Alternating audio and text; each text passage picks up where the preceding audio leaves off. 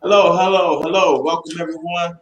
I'm your host, one of your co-hosts, I should say, Stan the Man Martin from Reach Buffalo. Happy to be here. I want to thank you all for joining us. For wherever you are, whether you're on the East Coast or West Coast, North or South, of the country, within the country, we want to thank you all for spending some time with us. We're very excited about our show today. One of the things before we get started, we just want to, pay homage, to, those who have lost loved ones or been, impacted by, the violence here in our city and also across this country. So we want to send a special prayers and our thoughts out to our team members, our staff here in Buffalo, and also to those around the world, who've been, affected by this senseless violence. That being said, one of the things that Reach Buffalo is very proud about is to, be working, in the community and working with those who are, in essence, working on the front lines, to make things happen, to address the, disparities and health outcomes, improve health outcomes in our city. And we're very glad and privileged to have the one and only Mr. Isaiah Gary with us. Is going to be, sharing some few words with us. But I also want to see if my good friend and colleague, the one and only Miss Ebony White, I want to ask her to say a few words before we just jump into, our agenda today. How you doing, Ebony? I'm doing pretty good today. I'm so glad to be with everyone on today. To all our viewers of Reach Talk, we appreciate you tuning in every day. And as always, make sure you have your notepad and your pen to take notes. So we look forward to having this great conversation with Mr. Gary about high school. I don't know how long ago high school was for you, but for me, that was a long time ago. But high school is definitely changing some things that are the same. But I'm excited about what Mr. Gary is actually doing at one of our local high schools. So I'm going to just pass it back to Stan as he does his formal introduction and just remind people what Reach is all about right here in the city of Buffalo. Absolutely. Thank you, Ebony. For those who might be joining us for the first time or those who might have forgotten, REACH stands for Racial and Ethnic Approaches Towards Community Health. We're working in the heart of the city of Buffalo, New York, to really increase access to food and nutrition, to address the food apartheid that's in our community and create access to fresh fruits and vegetables. Also, we're really looking to improve community and clinical health outcomes. We know that there's tremendous disparities, in our community that oftentimes prevent us. When I say us, African Americans and people of color from living a healthy, full life. So we're really trying to improve community and clinical linkages and conversations in those areas. Also, increasing access to breastfeeding, and that is something that we don't often think about or talk about in our community or at the dinner table, but is essential, especially to the early development, of a child's life. And I would be remiss if I didn't say that, we're looking at addressing big tobacco. I gotta say, I've been involved with tobacco control, I should say, for over 20 years, and we're really looking at removing the scourge of tobacco in our community. And we're very blessed and fortunate to work with Mr. Gary because, as Ebony mentioned, he's working with our youth. You know what I'm saying? The future leaders of today and tomorrow. So, Mr. Gary, why don't you take a few minutes to introduce yourself and tell us what school you're at and just spill the tea if you might. Good morning, everyone, and thank you so much for having me. I appreciate the invite. I'm Isaiah Gary, Director of Community and Health Equity for Health Sciences Charter School, right here on the east side of Buffalo, 1140 Ellicott Street. And yeah, Health Science is a wonderful school. Everything from administration to our custodian. We're a family. It's Health Science Charter School family. You hear us say that. You see it when you come into our school. Health science is a wonderful place to be for students, for staff. We have top-notch administrators, our head of school. People jokingly call us a historically Black high school. As people say, it's a little truth to every joke. There's definitely representation in our school, phenomenal teaching, phenomenal things going on. One of the only schools, I believe, to have a health disparities class was Mr. Martin. You had the opportunity to come in and present to. We have a bunch of things going on for our students, so we're excited about this school year and the future moving forward.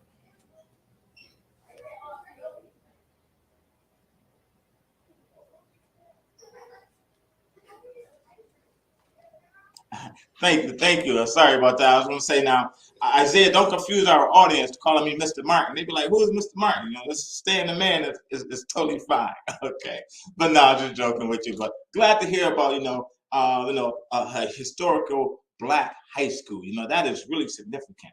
You know, and tell us a little bit more about your role at the school, if you may, please. Okay, so I'm our director of community and health equity. It's a long title, but essentially, what I do is I oversee our work-based learning program and our service learning program. So for the work-based learning program, I help students find internships, job shadowing opportunities, help them find jobs now while they're working.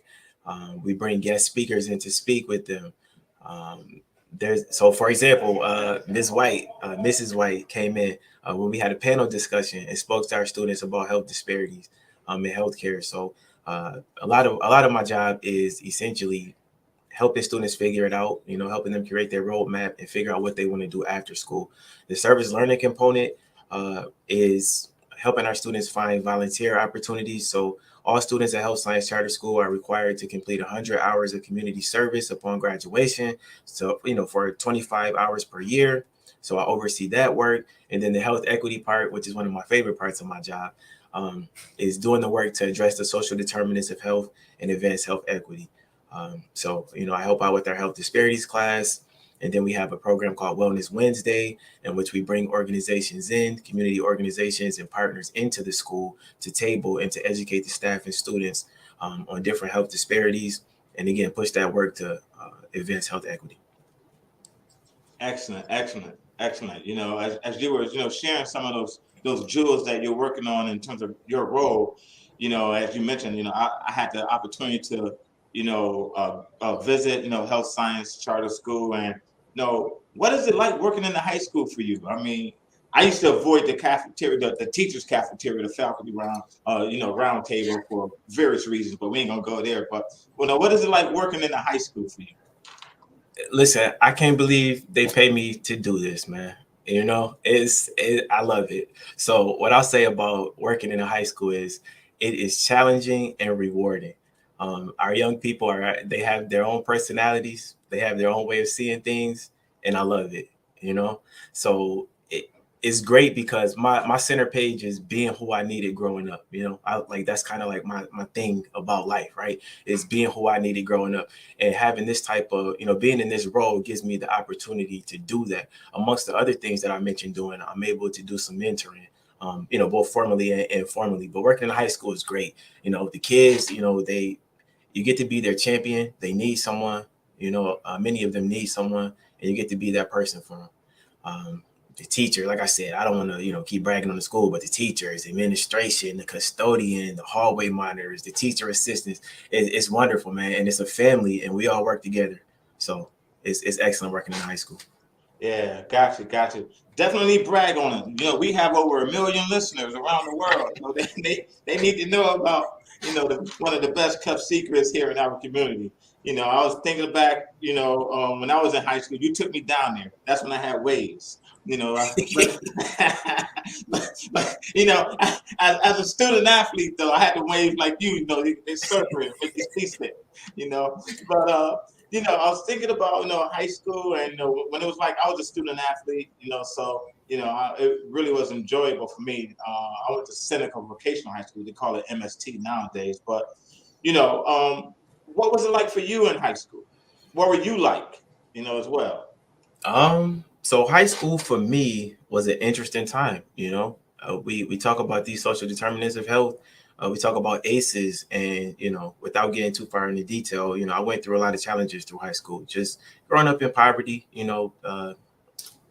and everything that comes with growing up in poverty. But I had a wonderful experience in high school. I went to Leonardo da Vinci, which is a smaller school, and I had, I was mischievous. I like getting it. I got into some things. I have fun. Low key, outgoing people person. My school was a cultural melting pot, so I know people from everywhere and got to experience people from everywhere. But yeah, the girls, I was girl crazy, chasing the girls all around the school. But high school was good. It was a good time for me. even though, I had my challenges, something I'll share is, by senior year, we had a policy where you had to have 28 days. You could only miss 28 days of school. And I had already had 28 days my senior year by like November. So I was in school from November to June. It was an uphill battle. And many people around me weren't graduating. A lot of my friends were dropping out, family members dropping out. So, it was an interesting time for me. But, by the grace of God, I made it through it. Thank you for sharing, your truths and your journey with us. It's very relatable myself, and I'm sure your students as well, which is so important. I want to bring our friend Ebony into the conversation, and Ebony, see if you have any words that you want to share or questions that you might want to ask on Mr. Garrett. You know what? I'll tell you, I appreciate your transparency about what you were like in high school. High school was just a little while ago for me. Like I'm gonna keep it cute. I'm gonna keep it cute. But like many, probably 95% of everybody in school had some form of trauma. But this was the place that you went to. But I'll say I went to Bennett High School, and I also turned around and graduated from the arch nemesis being Kensington, which was really bad for me coming from there. However, high school was good for me. I had great, phenomenal teachers. Originally going into high school, I wanted to be an attorney until they sent me to the law library. And I was like, oh, this is just too much. But there were people that allowed me to dream and allowed me to unwrap all my gifts along the way. So it was good for me, even though, no, I didn't go into law, but I can definitely hold my own in an argument and find the facts of the matter. Okay, so it worked out for me. Thank you all at Bennett High School. Thank you, Miss Whitman, for chasing me down when I was not so nice some days. And they never called me by my first name. That was the funny part. I always thought it was so funny that they always formally referred to me at the time, Miss Patterson. Come back here, Miss Patterson. And I was one of those students. So I'm drawn to, and I get excited when you hear people saying, you hear some people like, oh, children are this and our youth are like this, but people who just actually enjoy, that means you're in the right space. You're in the right place to really enrich our children and help them grow and help them develop, despite how hard-headed they may be, how difficult they may be. You're championing for them, but sometimes they champion for you. When you start to see them do things that you've kind of invested in them, especially if you have that long period of time with them, that 4-year tenure, that a lot of things happen during that time. So yeah, that's my story. Miss Patterson was always Miss Patterson all the time. Come back here. So what I wanted to ask you, so you tapped in on social determinants of health. What are some things that are in place that you've supported, putting in place to address some of those social determinants of health? So for our listeners, that's the term for where you play, live, and grow.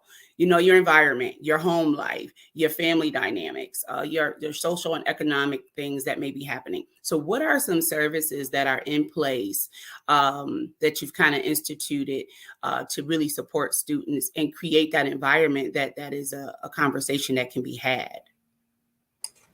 Great question.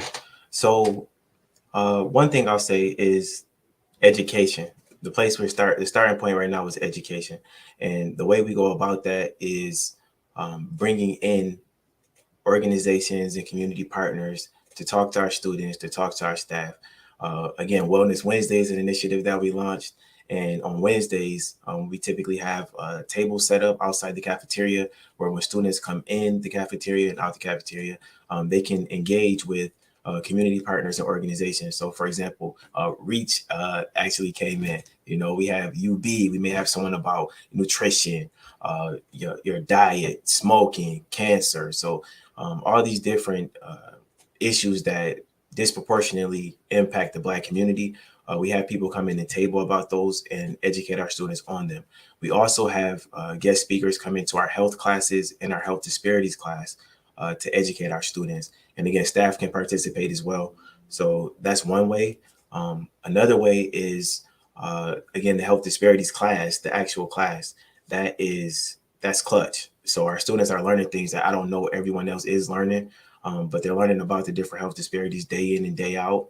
That's a great way for us to push that. And then a newsletter. So we've been working on a newsletter. That'll be June now. So we'll be launching that newsletter to send out to our parents and families so we can educate them as well. Another component would be programming. So parent and family engagement is extremely important. All parents don't necessarily, some parents didn't have the best high school experience. We talk about our high school experience, right? And they don't necessarily have the best relationships with school. So we're moving towards, well, we already are a community school, but we're looking towards getting the community involved more into our school, right? And getting our parents and families involved. So we're going to have some parent and family engagement activities where we can bring our students in and their families and the community and engage with them, and also, educate them, love on them, and bring things to their attention and share resources with them so that they're prepared to address and understand the social determinants of health. And lastly, I would say just preparing the next generation. So again, our students are learning about health disparities. They're learning, this is health science charter school. Our students are, our school was founded to prepare that next generation of healthcare workers because there is, there is an underrepresentation of Black people in healthcare, right? And we're preparing our students, not only our Black students, all of our students, to be prepared to go into the health force and to be assistant, not assistant, but to be leaders in healthcare. So that's what I would say we were doing. Excellent. Excellent. You're excellent. You all are doing an excellent job there. And you added a key component. Not only are you developing sharp students, but you're actually developing sharp community because you are spending that time investing in that parent family interaction. I'm going to tell you last year, I want to say, or it was early this year. I don't know. It was last year. I did that parenting event and I'm like, wow. Because you hear often so many times people will say parents don't attend PTA, they don't come to these meetings, but you all really did your due diligence to be engaging. No one was waiting for the parents to come and see them. Everyone was greeting the parents at the door. Every administrator was there from the top, wherever they fall, everyone was there. Everyone knows each other's name. So honestly, I've seen that family dynamic. And that really impacts the overall community. So it's not that we want sharp students. You know how you would send your child to a high level school and then they have some poor connectivity to the family. But what you are doing there, kudos to you all, is strengthening families all together. So in those social determinants of health, can you share with me, if you had a magic wand, what would you do? What would be your go-to immediately? And what social determinant are you finding to be the most prevalent with our young people and just in our community? So to answer the first part, I would say better employment opportunities in our neighborhood, and then increase mentoring and support once those opportunities are created. To address the financial component of the social determinants of health. Increase funding for housing improvements, and then home buying, right? So opportunities for our students and families to become, their parents to become home owners, and educating our students on becoming home owners. Reading programs. So reading is a big thing. Literacy is extremely important when we talk about education. I would like to see, if I could wave my wand, I would create intensive reading intervention programs in elementary school, right? And address this issue of literacy while the students are still young. Because I had a reading teacher share, I always share this fact. She said, if you are 3 reading levels behind, it's like reading Greek. So which means that we have students throughout our city and here in our school who are literally trying to read Greek. So now how do I pass a Regents exam? How do I obtain employment, read an application, So literacy is important, and that's definitely something I'm looking to address. We're looking to address. Increase access to healthy food, definitely. So we are, we're in a food desert. We're in a food desert. There is no plethora of healthy food options. Our students leave the train station on their way walking down to school, and they literally pass Burger King, McDonald's, and a corner store. So there are no healthy food options on the way to school or on the way home. So that's something else that we're looking at, bringing in farm to table opportunities for our students, increasing, maybe having a salad bar, So we're meeting about that now and what that's going to look like to increase the availability of healthy options for our students. Man, I love it.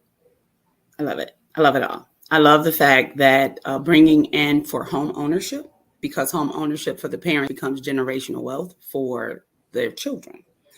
And having something attainable and starting very early. Nobody talked about that. And the importance of, we knew reading, but often you find out our children, our literacy levels are low in high school, where there is no turning back. You know, you have a 10th grader and they're struggling. And it's because someone was a little more attentive. Because sometimes you can be pushed through because you're good, well behaved and not really meeting the mark. And then when high school comes, again, time doesn't go back. You keep going forward. And there's such a disadvantage because of that. And people think they're doing a due diligence, but they're really harming our children tremendously by doing so. You just said so many great things, but Stan, honestly, for anyone who is looking workforce development programs, I'm calling you out. You need to get in contact with Mr. Gary.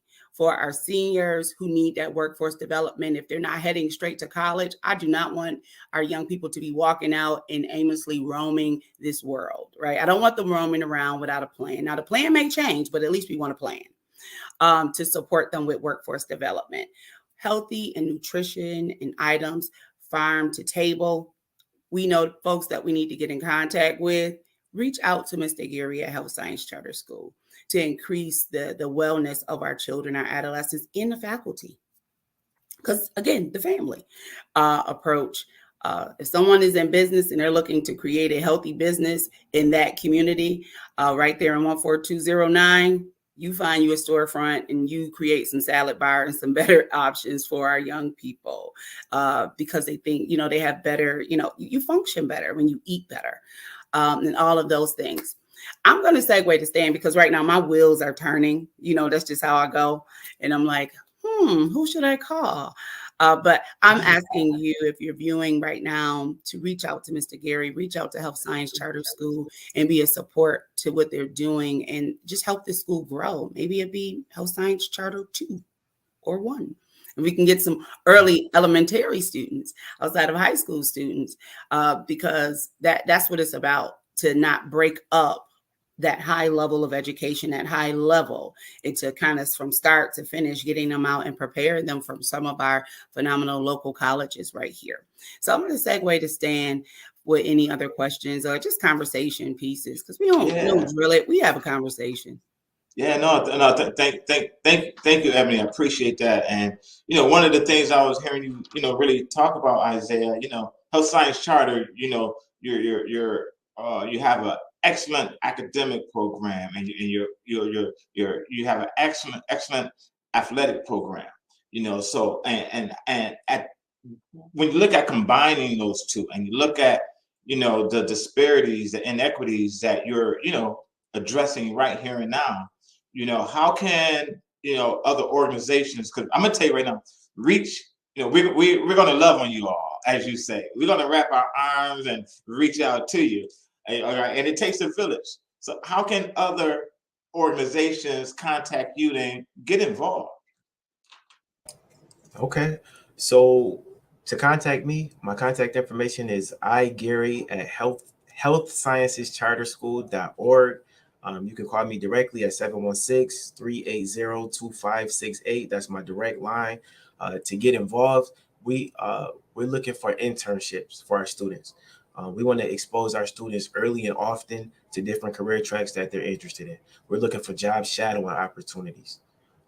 We are looking for guest speakers to come in and speak to our students in our health class, in our health disparities classes, even in our gym classes, in any class. And then we organize separate, guest speaker series. So we're always looking for people to come in and share their story, share their experience, going through school, growing up, their career, information that can help our students figure out what it is they want to do next.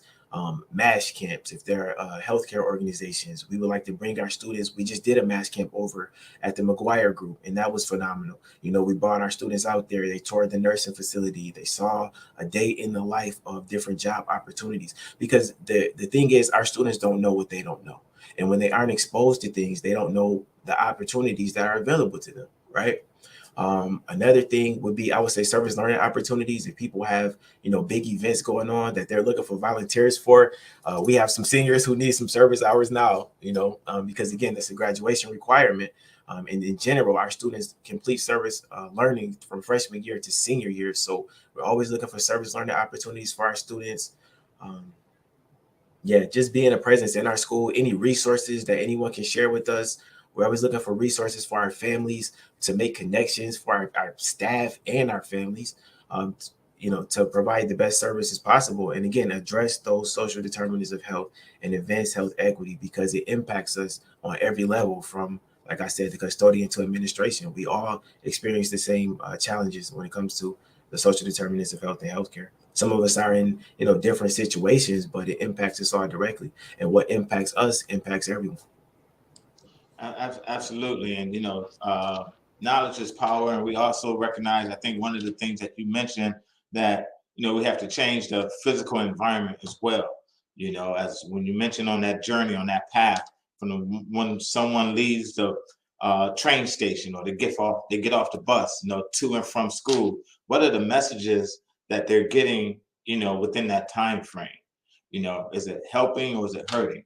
You know, and in addition to that, you know, empowering and building those young minds' self-efficacy to amplify their voices, to create the transformative change that is necessary for them to succeed. Oh, don't get me started. Don't get me started. Okay.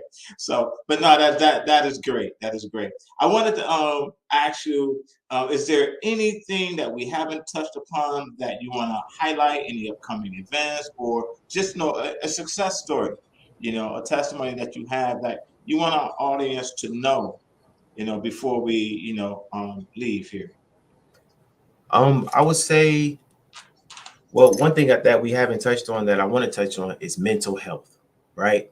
So I was thinking back to my magic wand, and I would want to have an increased focus on mental health counseling, education around counseling and mental health, because there is this stigma, right, around mental health and counseling and therapy. So I want to have education around it, and also availability of counseling, therapy for our students, for our families, to get that intervention early, you know, and normalize mental health counseling and seeing a therapist. So I would say that's definitely one thing. And then just receiving the same quality of care as white people and other races when we go into hospitals. So I had that burning about with my magic wand, because I still have my magic wand while we having this talk. Success stories, I think about, you know, students who in the beginning of the year, I had a young man, so I think of one specifically I'll share quickly, who came in, and this is the importance of our work-based learning program and the work that we're doing to prepare our students for the world. He came in, you know, and he was like, I can't get a job. No one's calling me back, you know. And I'm like, well, as we talk, I'm like, okay, well, what did you have on? I had my hoodie on. Did you have your hood on? Yeah. Okay. You know, what else were you wearing? So long story short, we got to, you know, how to present yourself, shaking someone's hand, looking them in the eye, simple things that I think we take for granted and don't understand that there is a gap, and everyone is not taught these things, right? So, you know, gave him a dress shirt. I saw him in the hallway one day. He was like, hey, mister, I start work tomorrow. And I'm like, what? He was like, I start work. I got a job. You know, I wore the shirt. I did what you told me to. I got the job. And I'm like, okay, you know, and it's those small victories for me where it's like, it's making a difference. You know, sometimes you don't always see the fruits of your labor, but when young people come and say, mister, I got the job, or, you know, I did this, I passed the test, you know, I worked out that grievance with my teacher. Just, it's so many small success stories, but I would say Health Science Charter School is a success story. From where we started in the pandemic and where we came in, to see our team come together, our teachers, our administrators, our staff all come together, our students hold it together throughout the year. This has been a challenging year. So my success story is Health Sciences Charter School. Thank you. We appreciate you once again for sharing your truth, your testimony, you know, and for all that you do. You want to drop your contact information one more time for those who may have missed it. Okay, so I can be reached via email at igary, the letter IGARY, at healthsciencescharterschool.org. That's a long handle. And then you can reach me directly at 716-380-2568. All right, thank you. And to find out more about Reach Buffalo, you can, go to Facebook at Reach Buffalo to find out some of the work that we're doing here in the community and all of the great partners like, Mr. Gary that we're working with, and how you can get involved, and be a part of the solution. That's really what we want to amplify. Ebony, any closing remarks, thoughts, comments? Okay, all right, good. I want to give a special shout out, to our producer behind the screen, the wheels of steel, making it all happen, Angelita. Thank you so much for your production and for being a value, partner and allowing us this time and space. I want to thank all of you as well for listening. Certainly, as we say, one of our sayings, we say that it takes a village, to raise a child. And I'm sure many people have heard that. And we're actually trying to put action behind our words. And hopefully, the conversation that you heard today has been inspiring and aspire you, to make a difference and to get involved. So without further ado, have a blessed day, blessed evening. I want to thank you all for your time once again. Stay safe out there, everyone. Take care.